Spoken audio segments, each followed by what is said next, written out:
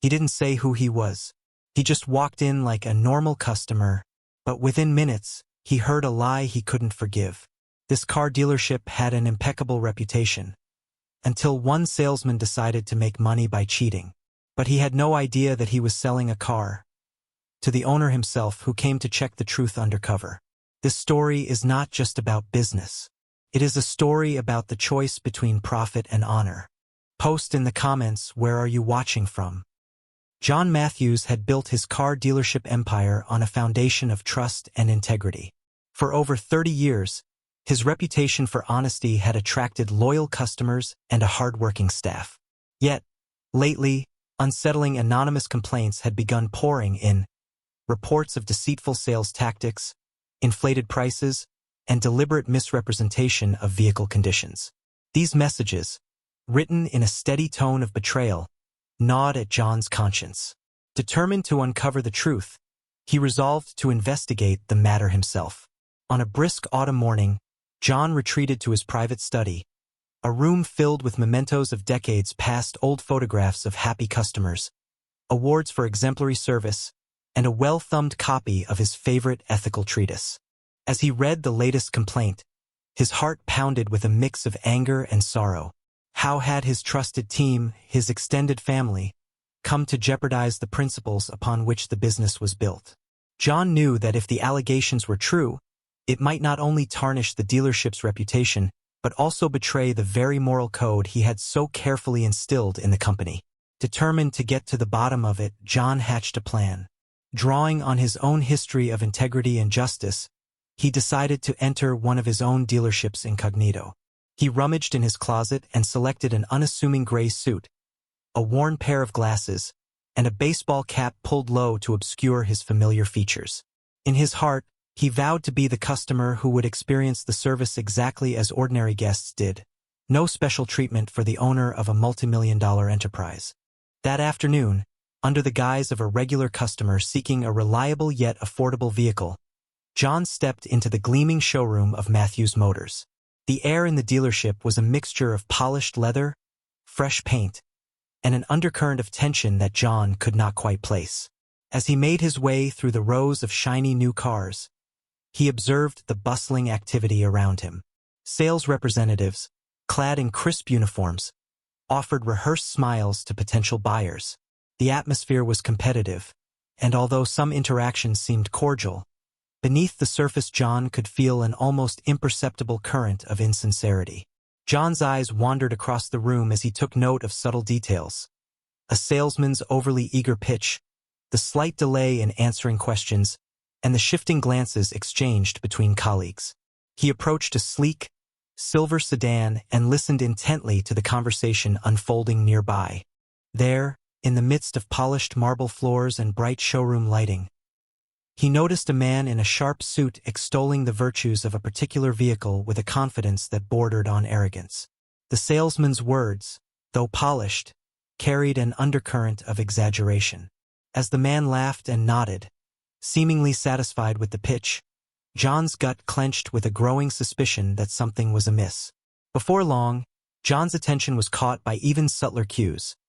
A whispered remark between two sales staff about closing the deal by any means necessary, and a furtive glance taken by an employee when a prospective buyer questioned the specifications of a pre-owned vehicle. He realized the complaints might be more than isolated incidents. They painted a picture of a systemically flawed practice that amounted to deceit. Every cautious step he took and every furtive glance he observed deepened the sense of responsibility that weighed on his soul. How could he have allowed his trusted team to stray so far from the ethics he espoused? As John lingered among the vehicles, trying to piece together the disjointed narratives around him, the tension in the showroom became palpable.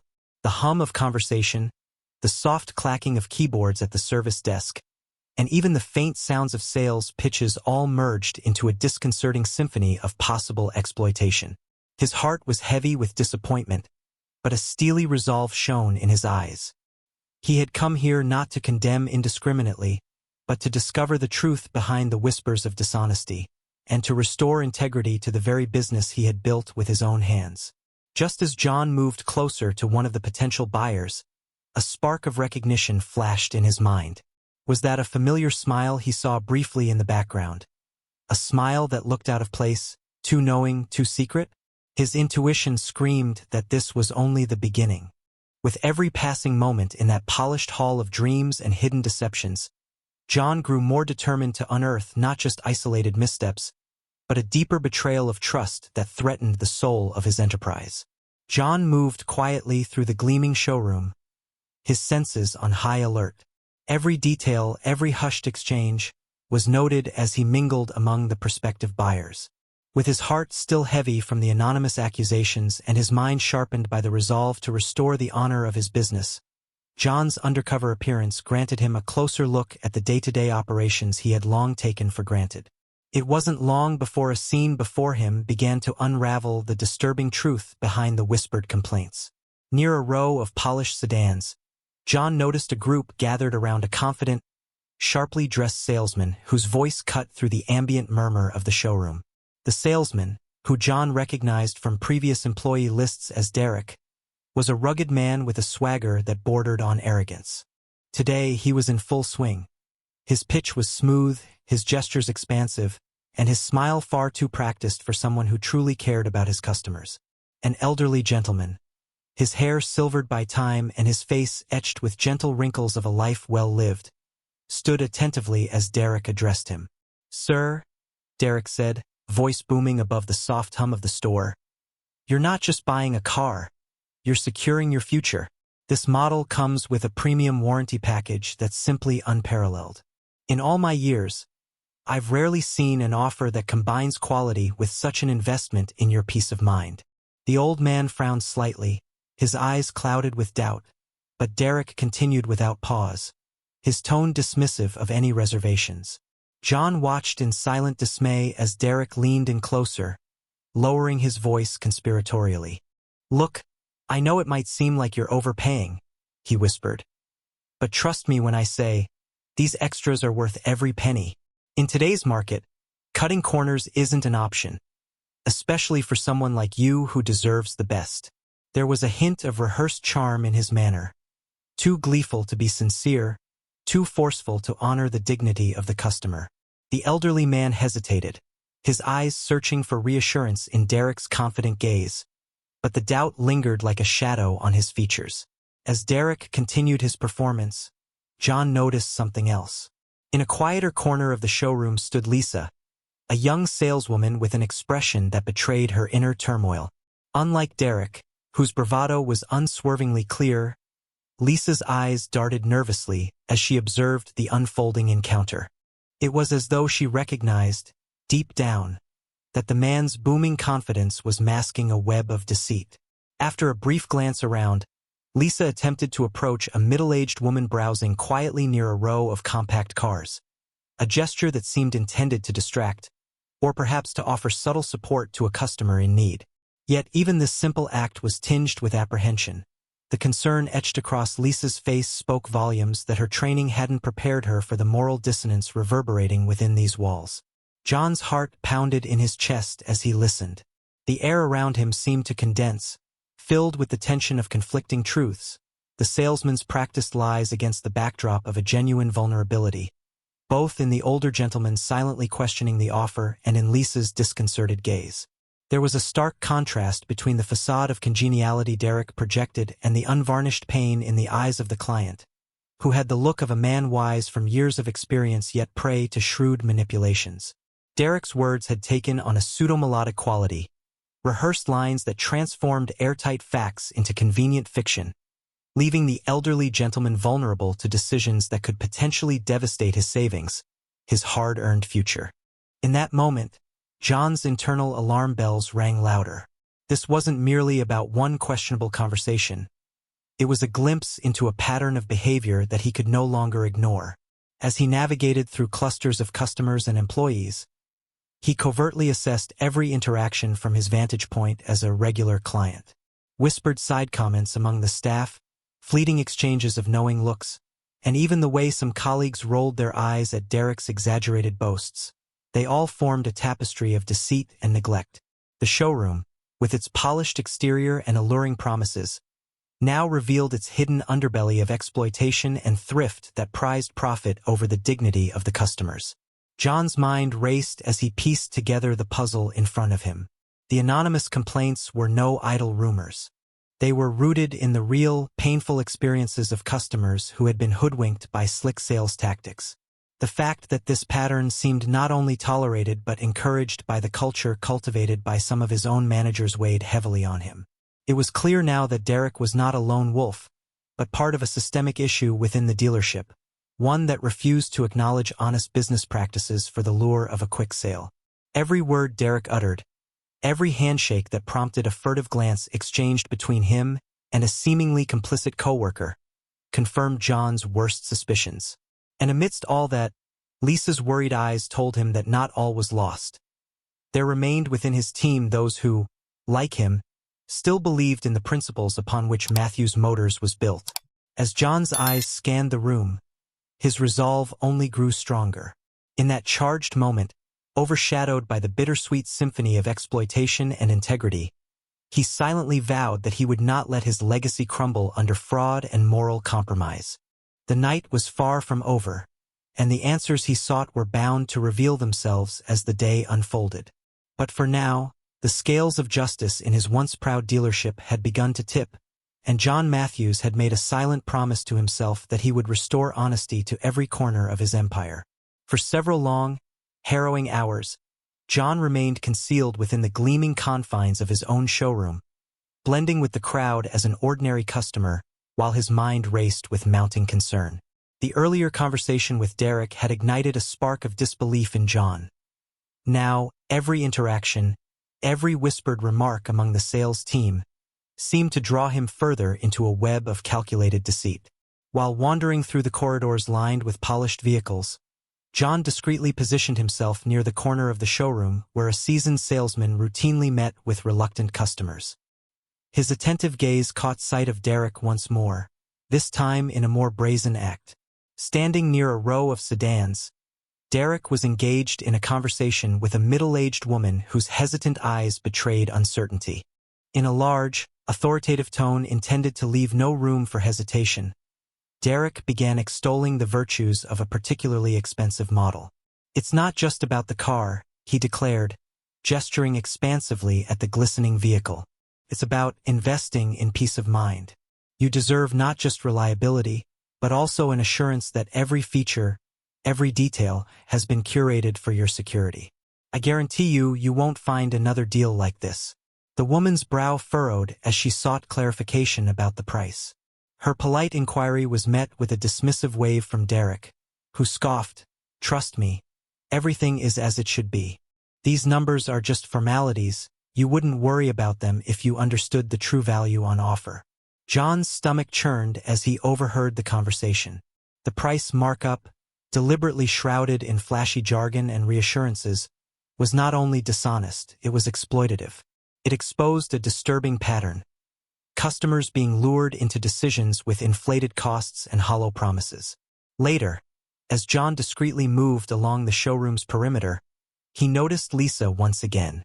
At a quieter end of the showroom, a well-dressed elderly lady hesitated before one of the newer, compact cars. Lisa, wearing an expression of genuine concern, approached the woman to guide her through the features of the vehicle. Whispering softly, she attempted to explain some of the technical details and readjust the pricing on a side brochure she'd covertly annotated with fair numbers. Before the elderly lady could fully grasp the explanation, Derek appeared by her side, his tones suddenly cutting through the gentle atmosphere like shattered glass. "Come now," he said harshly, "there's no need for such confusion. The numbers on the label are final, and Lisa, please refrain from complicating matters with your undue interpretations." His voice was edged with contempt as he shook his head, glancing at Lisa with disdain. Lisa's face flushed noticeably as she retreated, her eyes reflecting a mixture of sorrow and frustration. John's heart ached at the sight. In that brief moment, he observed a stark contrast. While Derek wielded his practiced bravado and turned every customer into a statistic in his pursuit of profit, Lisa's quiet attempts at genuine assistance revealed a deep-seated commitment to integrity. It was becoming painfully evident that the system of deception was not the work of a lone renegade salesman but a more complex issue permeating the entire managerial hierarchy of the dealership. Curiosity and dread warred inside him as John listened closely to the sidelines. He began to pick up snippets of conversation from fellow sales staff during breaks, their hushed voices laden with resignation. In a quiet corner behind a display of high-end vehicles, a couple of junior employees confided in low tones. Derek always finds a way to bump up the price. Sometimes it's almost an extra 15% on every deal. And the manager? He turns a blind eye if the numbers come in over target. Another voice, barely audible, remarked, I try to do what's right, but when the boss praises Derek for hitting his numbers, what choice do we have? The realization hit John with a chilling clarity. The deception was systemic, profit-driven, and sanctioned at the highest levels of management. It was not simply a misguided tactic of one overzealous salesperson. It was an embedded practice that undermined the core ideals of honesty and fairness that his dealership was once known for. Every ethically compromised interaction and each dismissive sneer from the management echoed a betrayal of everything John had built his reputation on. As the day waned, John settled into a corner of the showroom with a quiet determination. He discreetly recorded several interactions on his smartphone. A whispered promise from a disgruntled employee, and a casual confession of inflated figures from a seemingly unguarded moment between two colleagues. The evidence he was gathering painted a damning picture of a culture steeped in greed and moral compromise. John's mind churned with the implications of these discoveries. Moreover, a troubling detail emerged from one of his overheard conversations. It appeared that Derek's practices were not sanctioned by rogue behavior alone, but were actively encouraged by the dealership's upper management. According to a hushed remark from a veteran salesperson, the manager always insists on pushing the numbers higher. It's like we're all part of this big game of inflate or bust. The revelation stung John. What he had once considered an unassailable institution of trust was now being corrupted from the top down. As dusk fell and the showroom's bright lights softened into evening's subtle glow, John realized that his undercover mission had taken on an entirely new weight. No longer was his concern limited to one unscrupulous individual. He was now faced with a dilemma that threatened to topple the very foundation of his legacy. The dealership's reputation, and the trust of generations of loyal customers, hung in the balance.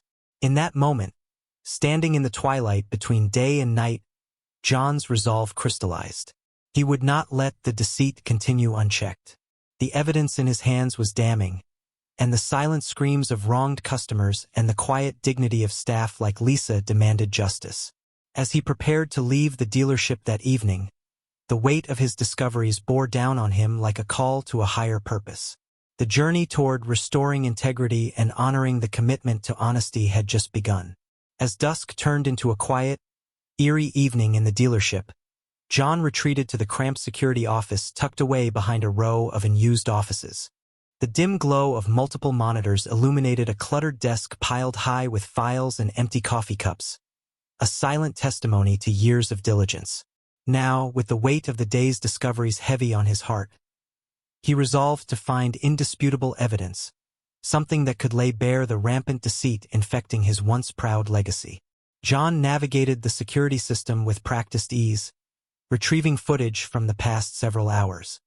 His pulse pounded as he fast-forwarded through the recordings until he reached a segment in one of the quieter corners of the showroom. There, on the grainy monitor, a scene unfolded that robbed him of his composure. The footage captured Derek, standing in a shadowed alcove near a row of luxury vehicles. Within earshot of a few colleagues, Derek leaned close to a salesperson and began boasting in a hushed, triumphant tone. "I told him," Derek smirked, his voice a low conspiratorial murmur, "that if he didn't sign right then and there, he'd never see his pension money again." The way he clung to those words, it was like watching a man unthinkingly hand over his future on a silver platter. His laughter, coarse and devoid of empathy, punctuated the recording. The camera angle did not miss the moment when Derek theatrically patted one of his colleagues on the back as if to say, "This is how you really close a sale." The dialogue echoed through John's mind long after the clip ended. each word a brutal indictment of the exploitation his customers were suffering. As he scrolled through more footage, John's screen revealed another horrifying scene. In the dealership's private parking area, set against the ghostly backdrop of empty lots and harsh neon lights, Derek was seen addressing a small gathering of younger sales staff. With a wide, self-satisfied grin, he declared, "The trick is never to let them see the fine print. Most of these pensioners, they're so trusting. They won't blink when you tell them the monthly payments meet a magic number. I just like to think of it as setting them up on a path. A path that ends with their house slipping right out of their hands." The words, chilling in their callousness, reverberated within John as if striking a blow to every ethical fiber he had nurtured over decades. One particular recording cut to a silent moment that chilled John more than any boastful remark. On that screen, an elderly gentleman with gentle, resigned eyes sat behind the wheel of a car he had just purchased. The timestamp on the footage marked it as just an hour earlier. A voiceover, distorted and indistinct, but with a clear undercurrent of desperation, confirmed that the gentleman had been promised extraordinary financing terms. Terms that, as the subsequent paperwork would later reveal, had plunged him into a debt trap so severe that he was now scheduled to lose his home. The realization hit John with an almost physical force. The very scams that Derek executed were not empty bluffs. They were inflicting irreversible damage on the lives of the people who had put their trust in his brand. Tears welled in John's eyes as he watched the faces on the screen. Faces that reflected betrayed confidence and unwitting sorrow. The juxtaposition of Derek's callous pride with the genuine despair of the victims was indescribably painful. Every moment on the screen was a reminder of the values John had fought so hard to embody, now eroded by greed and the pursuit of quick profits. What began as an underhanded sales tactic had snowballed into a system of systemic injustice, one that endangered not merely the reputation of Matthews Motors, but the dignity of every customer who once believed in it. With the damning footage saved and printed for later review, John's resolve transformed into a singular, unwavering determination. The time for passive observation was over. He could no longer allow the corrupt practices to continue unchecked within his dealership. As he sat silently in the musty darkness of the security office, he made a silent vow. He would confront this moral decay head-on and purge his legacy of the dishonor of deceit. Rising from his chair with the printed evidence clutched in his hand, John felt the enormity of the task ahead. He had the truth, and now he must act upon it.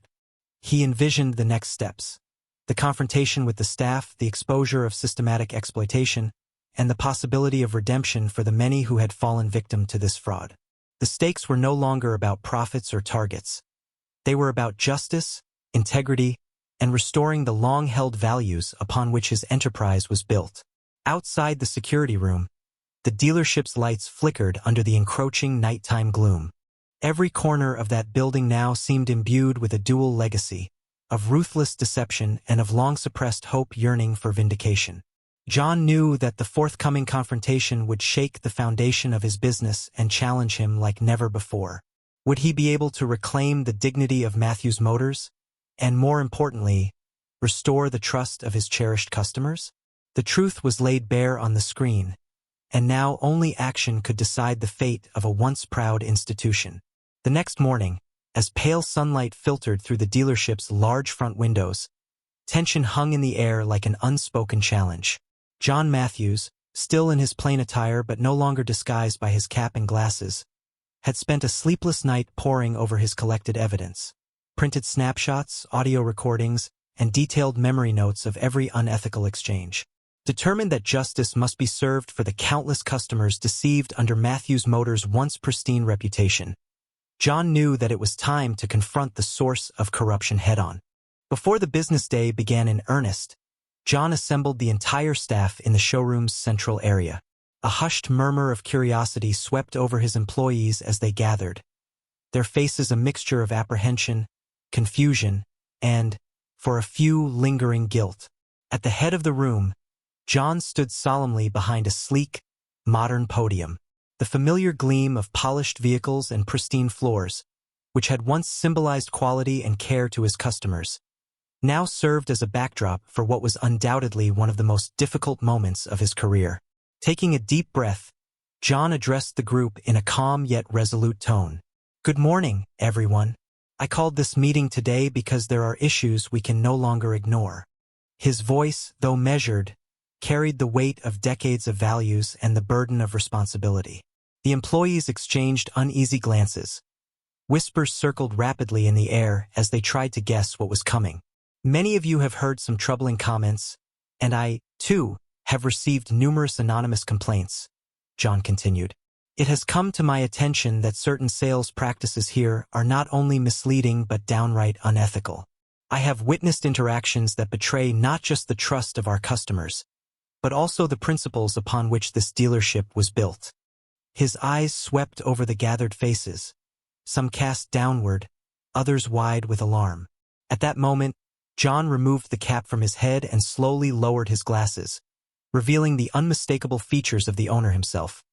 The face scrunched by years of hard decisions, etched with lines that told stories of triumphs and heartaches. A stunned silence fell over the room. For decades, many had never seen their owner so vulnerable, so raw in his pursuit of truth. "I am John Matthews, and I am the owner of these dealerships," he declared firmly. "For a long time, I have believed in transparency, respect, and above all honesty. But what I have discovered over the past few days has shaken me deeply." His hand gestured toward a large projector screen that had been set up. As the room darkened slightly, a series of images and video clips began to play silently. The screen flashed to life with footage from the previous day. A grainy video clip showing Derek, the very salesman admired for his forceful charm, speaking with a dismissive tone as he boasted about setting up an elderly gentleman with outrageous financing. The recording captured Derek's exact words as he laughed off the consequences of his actions. The next montage showed snippets of whispered conversations among sales staff, admissions of inflating prices, and a heated exchange in which Derek ridiculed a fellow employee, Lisa, when she tried to offer honest guidance to a worried customer. "This evidence," John spoke, his voice rising with controlled fury, "cannot be ignored. It irrefutably proves that deceitful practices have infiltrated our sales approach. I have heard the anonymous complaints, and I have witnessed these morally bankrupt actions firsthand. Our customers, many of whom have trusted us with the most significant purchases of their lives, have been exploited." His voice wavered momentarily with emotion, but his determination did not falter. In the back of the room, Derek's face turned ashen. His earlier swagger had dissipated, replaced by a look of stunned disbelief and growing panic. Before John could continue, one of the younger employees, eyes glistening with apprehension, murmured, This can't be true." The murmurs swelled into a chaotic buzz. John pressed on, each word deliberate and resolute. "I know many of you have worked here for years, and I am aware that some of you have tried to resist or speak up. Lisa, I have noticed your quiet attempts to ensure our customers receive what they rightfully deserve. You have my gratitude and respect. But for too long, the pressure from management and the enticing lure of quick profit has compromised our mission." John then turned his piercing gaze directly toward Derek. "Derek, you have built your reputation on inflated figures, empty promises, and a cavalier disregard for our customers' futures. The evidence is before all of us. How do you explain your behavior?" Derek's eyes darted around the room, and his voice came out as a feeble, stuttering defense. I was just following orders," he attempted to say, but his words fell on deaf ears. A few employees nodded imperceptibly, their faces contorted with the realization that even the higher-ups might have sanctioned these deceptions. John's tone grew colder. "That may be, but I want it to be clear that no excuse can justify the exploitation of our loyal customers. I entrusted you all with the responsibility of maintaining the sanctity of our business, but now that trust has been shattered. Effective immediately, I am instituting a complete review of our sales practices and organizational policies." His voice, echoing off the showroom walls, left no doubt that the old regime was over. The tension in the room was palpable, a mix of shock, remorse, and a dawning awareness that the very foundation of Matthews Motors was being corrected. Some employees looked on with tears in their eyes, as though they realized the consequences of their complicity in a system that had strayed so far from the core values of fairness and integrity. Others remained silent, resigned to whatever fate awaited them. John concluded his discourse with a final, heart-wrenching plea. "We built this company on trust, and it pains me to see that trust being violated. Today, I ask every one of you to reflect on what it means to serve our community with honor. I promise to make amends with every customer wronged by these practices. The path to redemption will begin now, and it starts with each of you." As the room simmered in a thick, uneasy silence, it was clear that this revelation marked a turning point, a moment when the hidden corruption was thrust into the harsh light of accountability. Would this confrontation pave the way for a rebirth of integrity, or would the wounds of betrayal prove too deep to mend? The answer lingered in every heavy pause as John's words echoed through the hall, leaving the future of Matthews Motors hanging in the balance. The fallout from John's explosive revelation shocked the dealership to its core.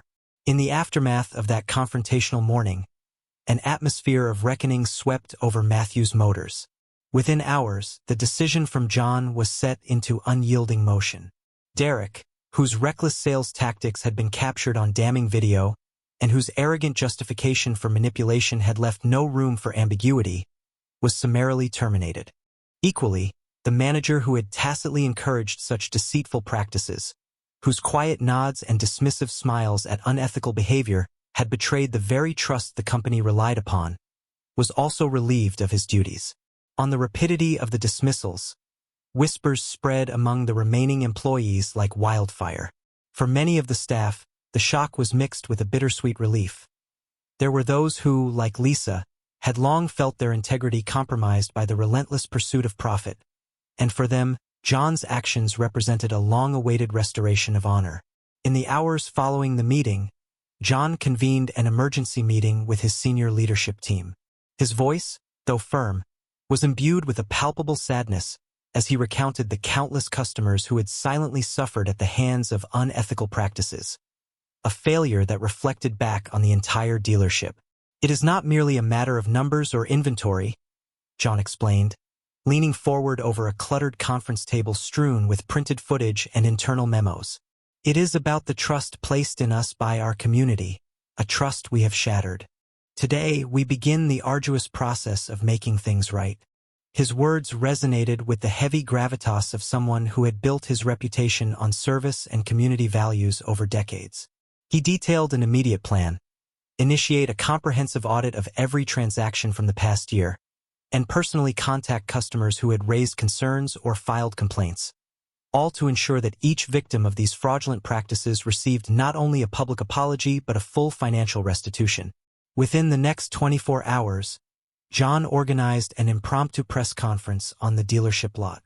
Before a modest crowd of local journalists, loyal customers, and community leaders, John stood tall at a temporary podium erected in front of the gleaming cars, a stark contrast between the polished exterior and the revelations of moral decay that had marred the interior.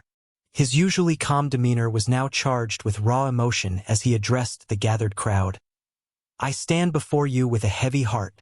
Our dealership, once a beacon of trust and honesty, has fallen short of the values it was built upon.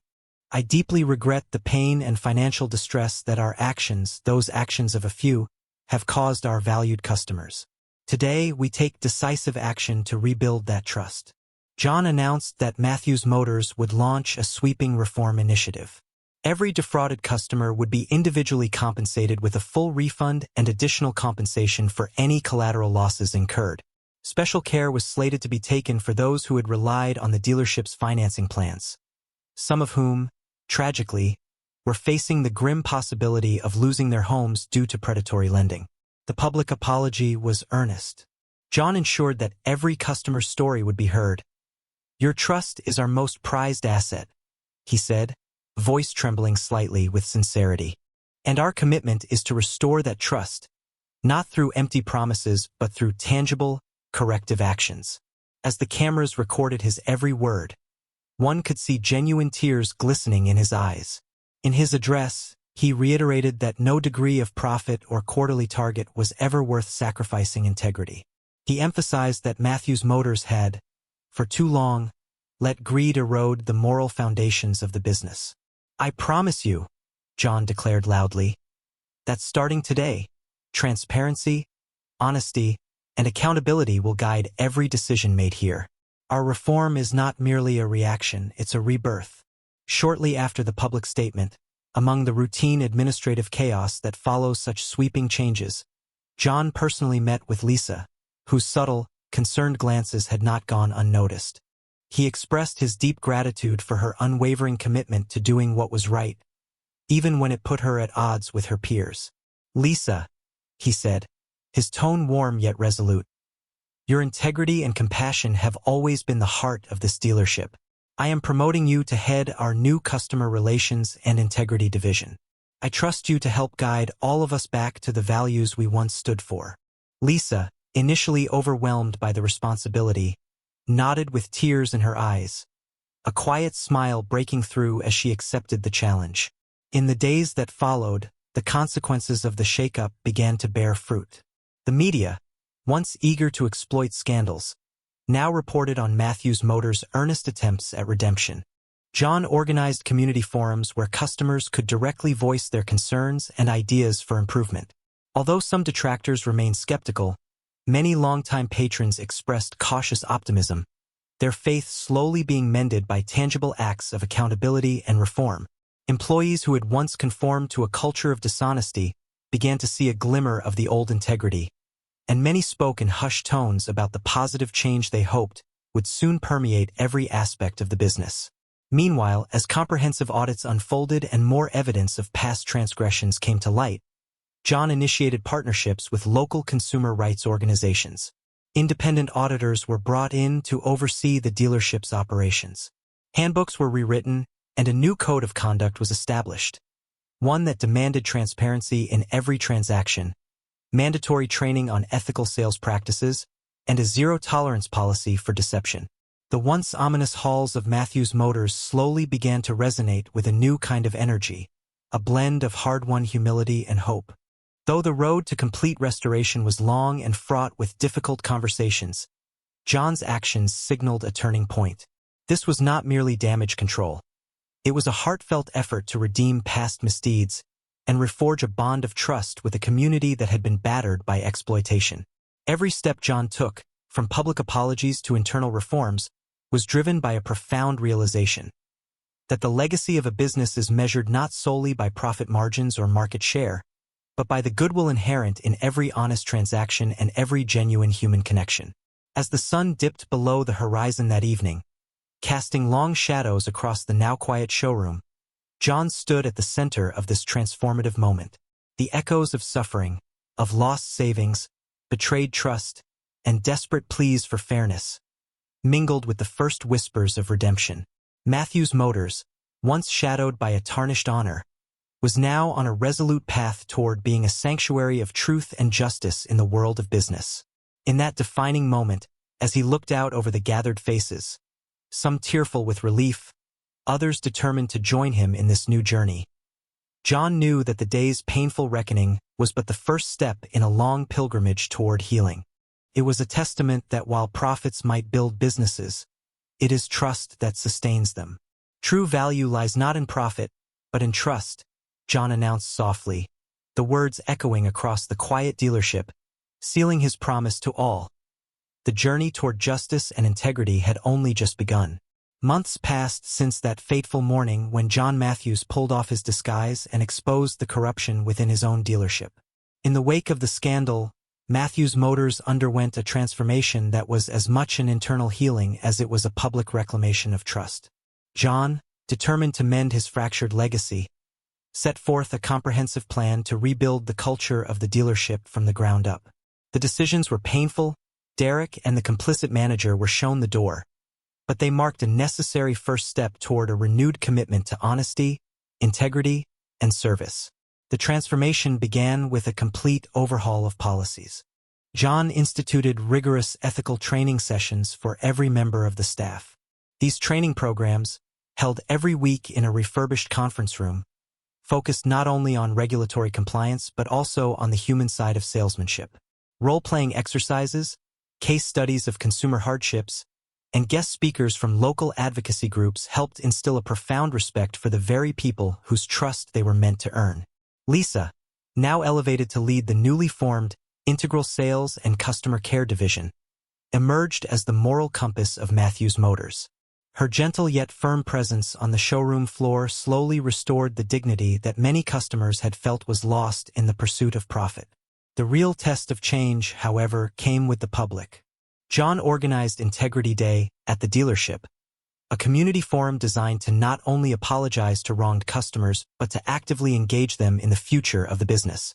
Under a clear blue sky, families, seniors, and longtime patrons gathered on the polished lot, where local media, community leaders, and even consumer advocates were present. John took center stage once more, this time not as a disguised customer but as a proud owner bearing the weight of accountability. His speech that day was a heartfelt acknowledgement of past misdeeds and a passionate outline for the future. "I stand before you today, humbled by the trust you once placed in Matthews Motors and eager to restore that bond with transparency and honesty," he declared. He detailed the new customer-friendly policies, fair pricing, clear financing options, and a robust complaint resolution process that guaranteed personal follow-ups from senior staff. Every promise was backed by tangible steps, from independent audits to an extensive overhaul of the dealership's digital communication channels where customers could now view verified transactions and customer testimonials in real time. The community responded with cautious optimism. Former clients, some of whom had suffered financial hardships as a result of the predatory practices, began to return. One elderly gentleman, whose home had nearly been lost over a dubious auto loan, expressed gratitude as he witnessed firsthand the cascade of restorative measures. He spoke softly yet passionately during an informal roundtable. "I never imagined a dealership could change so profoundly. Today, I see not just cars and contracts, but a promise, one that mends broken trust." His words echoed among many in the crowd, touching a chord in those who had once felt marginalized and exploited. Inside the dealership, the physical transformation paralleled the cultural metamorphosis. Old banners that once boasted inflated figures were replaced with new signage emphasizing core values: honesty, transparency, and respect for every customer. The walls, once sterile with promotional posters, were now adorned with portraits of real customers, testimonials of fairness, and community event flyers that bore witness to a renewed commitment to social responsibility. Employees, initially wary and subdued, began engaging openly with customers, answering questions candidly and taking the time to ensure that every client left with both a car and a clear understanding of what they had purchased. As dusk settled over Matthews Motors on a warm summer evening, John stood at the entrance of the dealership, quietly observing the steady stream of satisfied customers and proud employees. Conversations flowed freely. Stories of past grievances were replaced with hopeful exchanges about the new direction of the business. Lisa moved confidently among the customers, her smile genuine and her advice current, embodying the transformation the dealership had embraced. John reflected on the hard-earned lessons of those turbulent months. He knew that the true measure of success was no longer the profit margins or sales targets, but the re-established trust and human connection that now defined his company. In that reflective moment, John felt a deep serenity wash over him. Matthews Motors had not only reclaimed its reputation, but had also become a beacon of moral restoration in an industry often criticized for its systemic greed.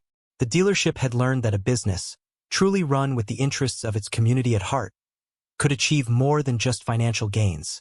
It could forge a legacy of respect, fairness, and enduring human values. True value lies not in profit, but in trust.